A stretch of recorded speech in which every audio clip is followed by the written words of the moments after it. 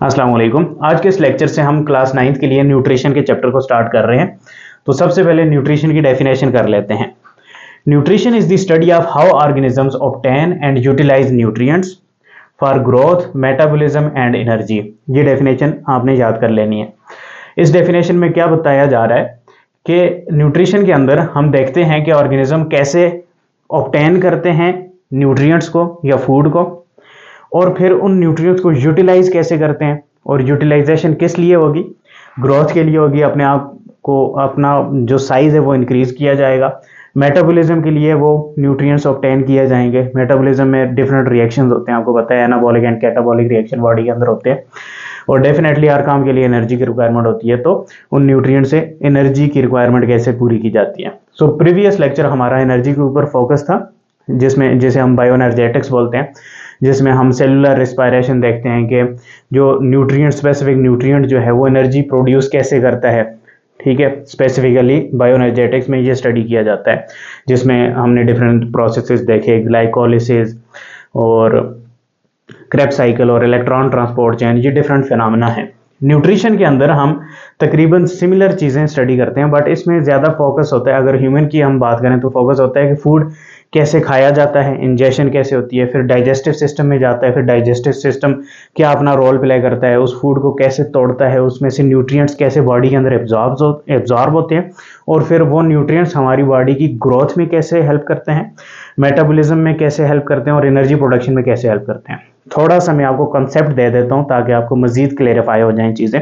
जैसे हम फूड खाते हैं, फूड के अंदर कार्बोहाइड्रेट्स होते हैं और फैट्स होते हैं, प्रोटीन्स होती हैं। जब हम ये खाते हैं तो स्टोमक में जाती हैं, तो ये चीज़ें अपने स्मॉलर कंपोनेंट्स में टूटती हैं। जैसे कार्बोहाइड्रेट्स ग्लूकोज वगैरह में टूटेगा, प्रोटीन्स अमीनो एसिड में टूट जाएंगे, फैट्स ग्लिसरॉल और फैटी एसिड में टूट जाएगा। तो ये स्मॉलर कंपोनेंट्स ब्लड में शामिल हो जाते हैं, ब्लड में शामिल होकर सेल्स की तरफ जाते हैं, और सेल्स अपने अकॉर्डिंगली इन सब्सटेंसेस को यूज़ करते हैं, यानी अमीनो एसिड्स को अपनी स्पेसिफिक प्रोटीन्स बनाने के लिए यूज़ करते हैं, ग्लूकोज को एनर्जी प्रोडक्शन के लिए यूज़ करते हैं, फैट्स को डेफिनेटली मेम्ब्रेन्स वगैरह बनाने के लिए यूज़ करते हैं।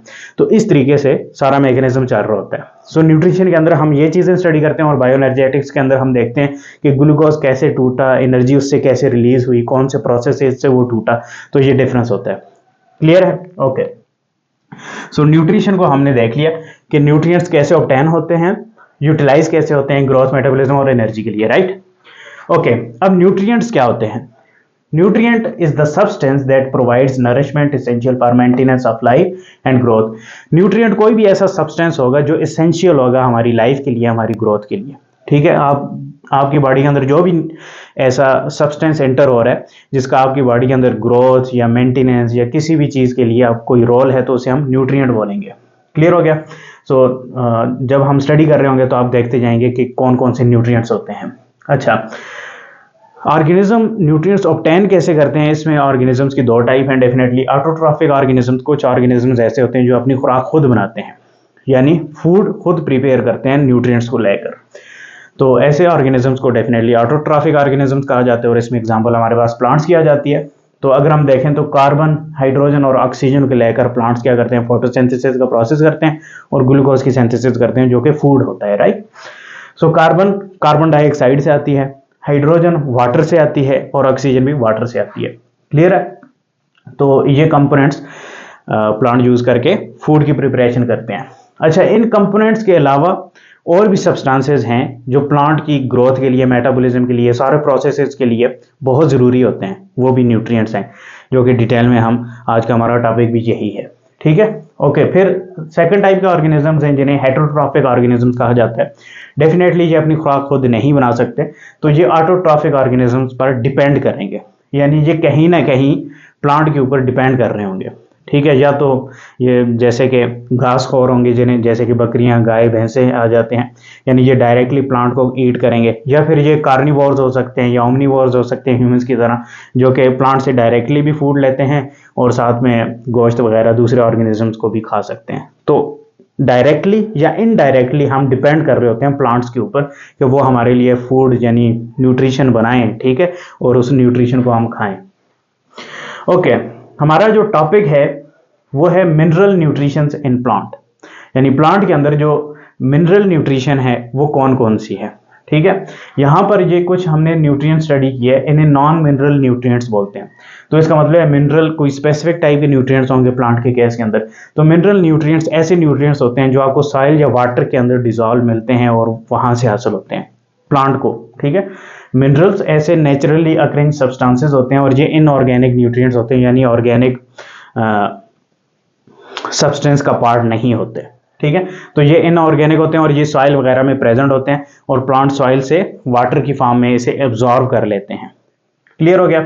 अब कौन कौन से न्यूट्रिएंट्स होते हैं ये ही अभी हम स्टडी करेंगे। प्लांट्स के अंदर जो न्यूट्रिएंट्स हैं उनकी दो टाइप्स होती हैं।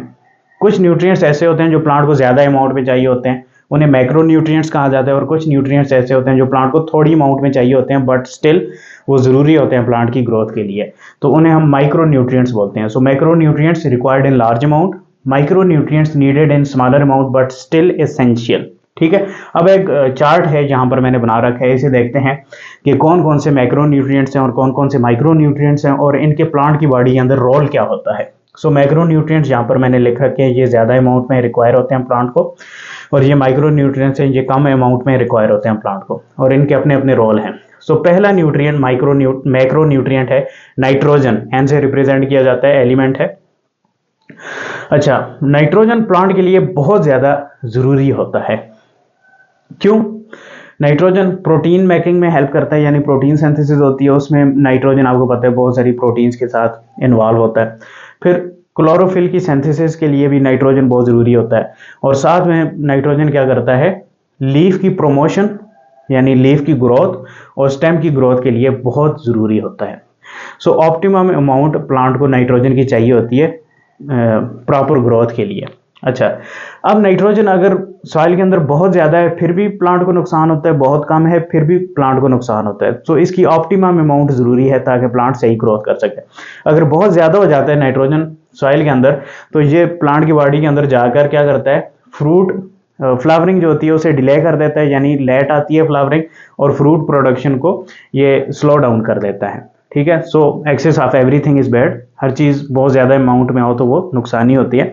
तो इसी तरीके से नाइट्रोजन जब बहुत ज़्यादा हो जाता है तो प्लांट के लिए नुकसानी है, इसलिए ऐसे ये प्रॉपर अमाउंट में ज़रूरी है। अच्छा, अगर ये बहुत कम हो जाता है फिर क्या होता है, फिर डेफिनेटली प्लांट के जो पत्ते हैं वो येलो होना शुरू हो जाते हैं क्योंकि क्लोरोफिल की सिंथेसिस नहीं हो पाएगी, राइट, और प्लांट की जो ग्रोथ है वो स्टंट हो जाएगी, यानी रुक जाएगी हम कह सकते हैं। क्लियर हो गया। सो ये नाइट्रोजन है। सो इसी कमी को पूरा करने के लिए आपको पता है फर्टिलाइजर्स डाले जाते हैं सॉइल के अंदर, एमोनियम नाइट्रेट होता है, फिर यूरिया होता है। सो इन सब में नाइट्रोजन प्रेजेंट होता है ताकि प्लांट नाइट्रोजन को हासिल करे और अपनी ग्रोथ अच्छे से परफॉर्म करे। नाइट्रोजन के बाद सेकंड जो मैक्रो न्यूट्रिएंट है वो है हमारे पास फास्फोरस। फास्फोरस भी प्लांट के लिए बहुत ज़रूरी है, जैसे कि एटीपी सिंथेसिस के लिए बहुत ज़रूरी है। आपको पता है एटीपी क्या है, एडिनोसिन ट्राइफॉस्फेट, तो इसमें फास्फोरस के 3 हम कह सकते हैं कि एटम्स लगे होते हैं, ठीक है। फिर सीड जर्मिनेशन के लिए फास्फोरस ज़रूरी होता है और फोटोसिंथेसिस के लिए ज़रूरी होता है, ठीक है। सीड जर्मिनेशन यानी सीड से जब पौधा निकल रहा होता है, इस प्रोसेस को सीड जर्मिनेशन बोलते हैं। तो इन सब चीज़ों के लिए फास्फोरस एलिमेंट की रिक्वायरमेंट होती है जो कि एक मैक्रो न्यूट्रिएंट है। फिर पोटेशियम आ जाता है, पोटेशियम भी मैक्रो न्यूट्रिएंट है, कैसे इसे रिप्रेजेंट किया जाता है, और ये भी प्लांट के अंदर बहुत इंपॉर्टेंट होता है। क्यों? ये रेगुलेट करता है स्टोमेटा को कि स्टोमेटा ने कब ओपन होना है कब क्लोज होना है, क्योंकि आपको पता है स्टोमेटा से एयर इंटर हो रही होती है, कार्बन डाइऑक्साइड प्लांट की बॉडी के अंदर आ रही होती है, ऑक्सीजन बाहर निकल रही होती है और डेफिनेटली वाटर की ट्रांसपिरेशन भी हो रही होती है। सो स्टोमेटा को रेगुलेट करता है, इंजाइम्स को एक्टिवेट करता है। इंजाइम एक्टिवेशन बहुत ज़रूरी है डिफरेंट प्रोसेसेस के लिए, और रिड्यूस वाटर लॉस। मैंने आपको बताया स्टोमेटा अगर बंद हो जाता है या ओपन होता है तो इससे वाटर लॉस भी होता रहता है ट्रांसपिरेशन के प्रोसेस से। सो ये सारे फिनोमेना जो हैं पोटेशियम की प्रेजेंस की वजह से हो रहे होते हैं।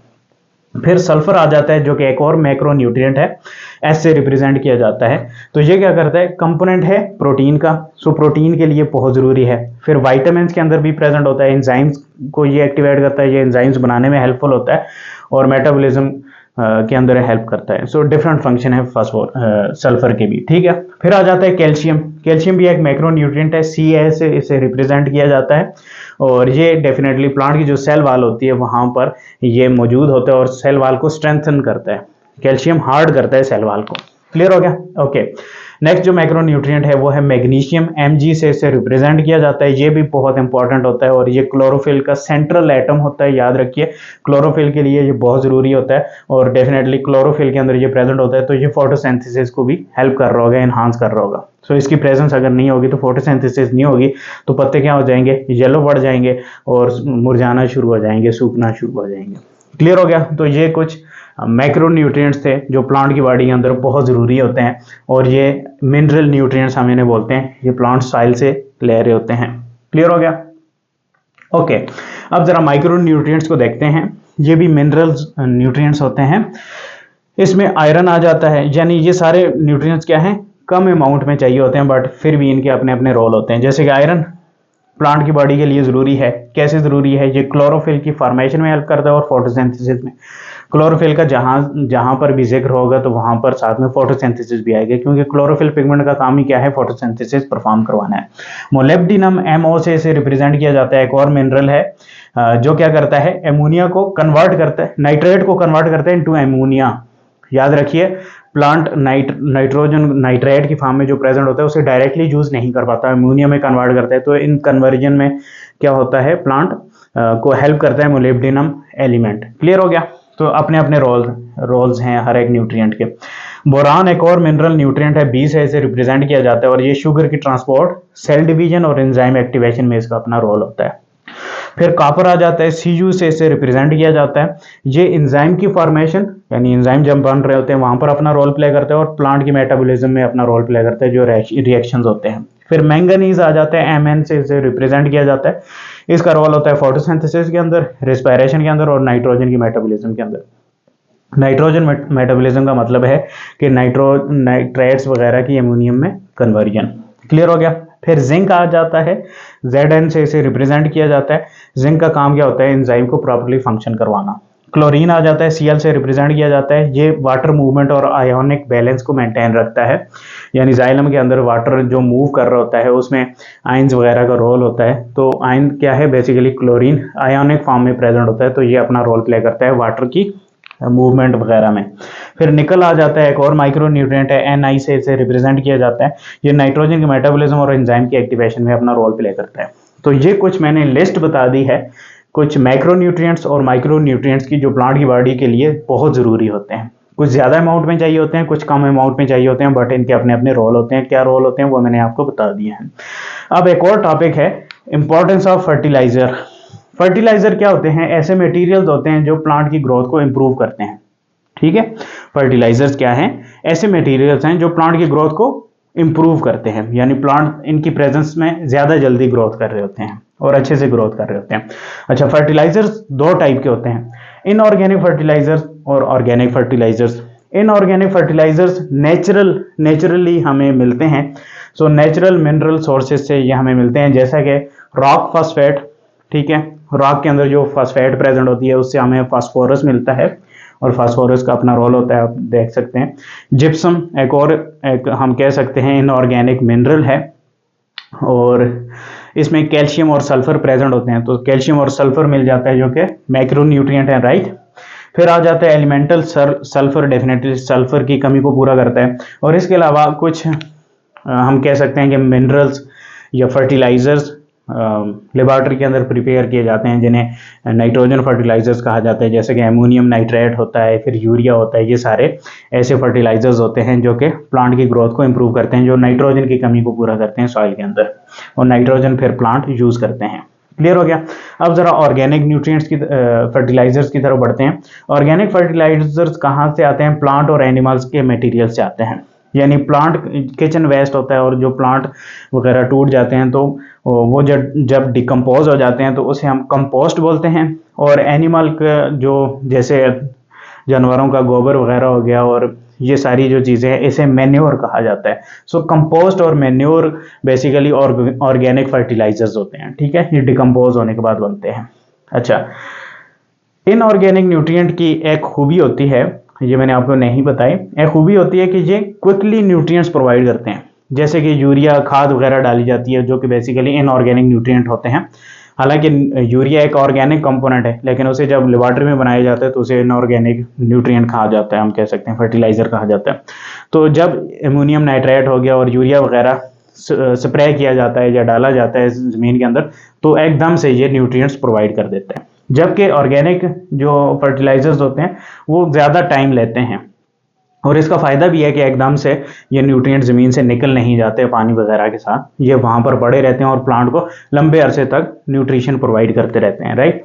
और इसका एक और फ़ायदा भी होता है ऑर्गेनिक न्यूट्रिएंट का कि ये सॉइल की क्वालिटी को इम्प्रूव करते हैं, क्योंकि इनके अंदर पोर्स होते हैं, ये सॉइल के अंदर हवा को आने में हेल्प करते हैं, मट्टी को जो है वो नरम बनाते हैं, ठीक है। तो इसके डिफरेंट फ़ायदे होते हैं, और ये मट्टी को नरम भी बनाते हैं और नम भी ज़्यादा देर के लिए रखते हैं, ज़्यादा मॉइस्चर एब्जॉर्ब की होती है मट्टी। तो ऑर्गेनिक फर्टिलाइजर्स जो हैं उनके ज़्यादा बेनिफिट हैं as compare to inorganic fertilisers. अच्छा, ये फर्टिलाइजर सिर्फ बेनिफिशियल ही नहीं है, इनके कुछ साइड इफ़ेक्ट्स भी होते हैं, जिसे हम कह सकते हैं environmental hazards of fertiliser. Hazards बोलते हैं नुकसान, ठीक है। अच्छा, फर्टिलाइजर्स के नुकसान में सबसे बड़ा जो नुकसान होता है वो एक मैकेनिज्म है जिसे यूट्रॉफिकेशन कहा जाता है। यूट्रॉफिकेशन में क्या होता है कि जब हम फर्टिलाइजर्स डालते हैं ज़मीन में, इनऑर्गेनिक स्पेशली इनऑर्गेनिक फर्टिलाइजर्स, तो कुछ न्यूट्रिएंट्स वगैरह तो प्लांट एब्जॉर्ब कर लेते हैं, लेकिन कुछ न्यूट्रिएंट्स पानी के साथ बहकर नदी नालों में चले जाते हैं, ठीक है, एब्जॉर्ब नहीं हो पाते। अच्छा, वो न्यूट्रिएंट्स क्या करते हैं, वाटर के अंदर एलजी की प्रोमोशन करते हैं। एलजी भी क्या करता है, फोटोसिंथेसिस करता है, ठीक है। उन न्यूट्रिएंट्स को यूटिलाइज करके एलजी ज़्यादा जल्दी से ग्रोथ करता है।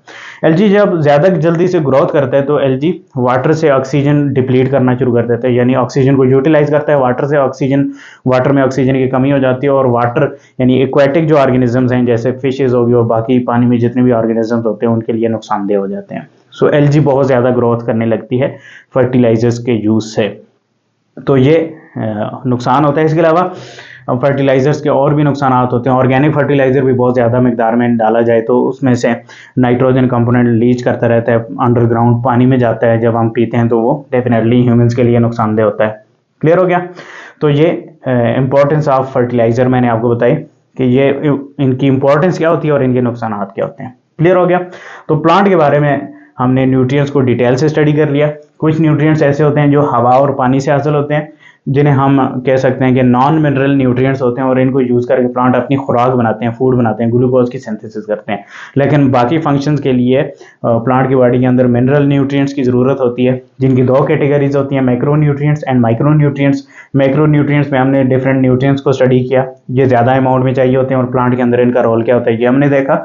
माइक्रो न्यूट्रिएंट्स के अंदर कुछ हमने लिस्ट देखी, ये थोड़ी कम अमाउंट में चाहिए होते हैं, बट इनका भी बहुत इंपॉर्टेंट रोल होता है प्लांट की बॉडी के अंदर। अब यहाँ पर मैं एक और चीज़ ऐड कर देता हूँ कि अगर हम एनिमल्स या ह्यूमंस की बात करें तो ह्यूमंस के अंदर जो न्यूट्रिएंट्स हैं वो थोड़े डिफरेंट होते हैं प्लांट के केस के अंदर, क्योंकि प्लांट अपनी खुराक खुद बनाते हैं, ह्यूमंस क्या करते हैं, ऑटोट्रॉफ्स पर डिपेंड करते हैं अपनी खुराक के लिए। तो ह्यूमंस की अगर हम बात करें तो ह्यूमंस के अंदर न्यूट्रिएंट्स क्या होते हैं, कार्बोहाइड्रेट्स होते हैं, प्रोटीन्स होती हैं, फैट्स होते हैं, वाइटामिन्स होते हैं और मिनरल न्यूट्रिएंट्स होते हैं जिसमें डिफरेंट एलिमेंट्स वगैरह आ जाते हैं, वाटर आ गया, ये सारी चीज़ें ह्यूमंस के केस के अंदर न्यूट्रिएंट्स हैं। क्लियर हो गया? जबकि प्लांट के अंदर न्यूट्रिएंट्स क्या हैं, मोस्टली एलिमेंटल फॉर्म में होते हैं। ठीक है, होपफुली आपको बहुत डिटेल से जहाँ तक मैंने समझा दिया है। अब दोबारा से मैं बोर्ड प्रिपेयर करता हूँ और नेक्स्ट टॉपिक की तरफ बढ़ते हैं। तब तक के लिए मुझे इजाज़त दें। शुक्रिया, अल्लाह हाफिज़।